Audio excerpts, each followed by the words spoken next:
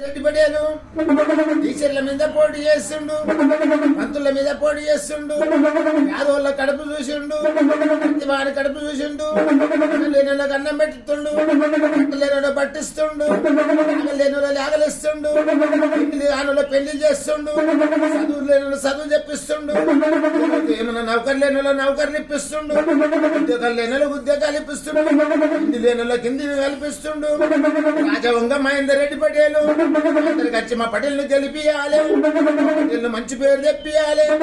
కాంగ్రెస్ ఎట్ట గెలిచిందో మహేందర్ రెడ్డి కూడా గెలవాలి. మా పటేలు దేశానికి మంచి పేరు తెచ్చుకున్నాడు, ఎట్ట పేరు తెచ్చుకున్నదో, రాజీవ్ గాంధీ ఎట్ట పేరు తెచ్చుకున్నాడు, ఎన్టీ రామారావు ఎట్ట పేరు తెచ్చుకున్నాడు, రాజశేఖర్ ఎట్ట పేరు తెచ్చుకున్నాడు. కొంతమంది వస్తాల్లో కూడా, కొంతమంది రాజ్యంలో కూడా అందరికి మంచి పేరు తెచ్చుకున్నాడు. కాంగ్రెస్ జిల్లాలో ఢిల్లీ గద్దెలు ఎక్కుతుండు, దేశంలో పండి హైదరాబాద్ లో చేస్తున్నాడు.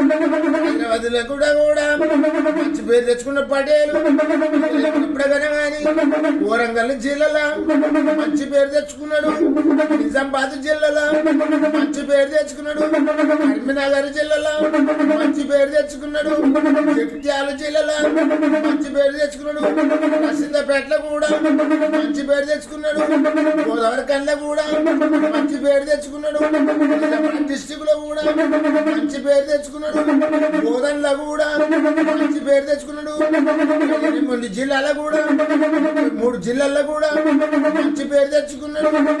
మహేందర్ రెడ్డి పటేల్ గుర్తెట్ట గెలిచిందో మహేందర్ రెడ్డి పటేల్ చక్కగా నిలబెట్టి చల్లంగా ఒకడిచ్చి అందరూ కలిసి కూడా పెద్ద చేసి పేరు తెప్పించి 10 మంది ఒక్క చేయకుంటా 10 మంది ఒక్క లెక్కల్లో నడిపిస్తుంటే ఇంకా మహేందర్ రెడ్డి గెలవాయి. ఇంకా మహేందర్ రెడ్డి పేరు మీదకి వెళ్ళి చల్లగుండాల ఇంకా మహేందర్ రెడ్డి అట్టి వానికి అన్నం పెట్టిండు, అడవిళ్ళకు సొమ్ములు పెట్టిండు, ఇల్లు గనులు పెళ్లి చేసిండు, నెలలో చదువులు నేర్పిండు, నెలలో ఉద్యోగాలు చేపిస్తుండు, ఇల్లు నెలలో కిల్లు కట్టిపిస్తుండు.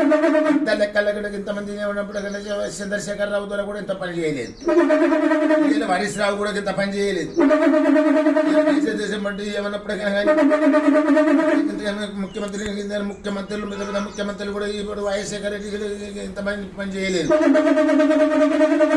వంగ మహేందర్ రెడ్డి పటేల్ మంచి పని చేస్తుండు, ఏమి రావాలి గెలిపియాలి. పటేల్ వచ్చే సంవత్సరంలో పటేల్ ఢిల్లీ గద్దెలెక్కాలి, రాజ్యానికి పేరు తెచ్చుకోవాలి. లెక్కలకు కూడా పేరు తెప్పించిండు. లెక్కల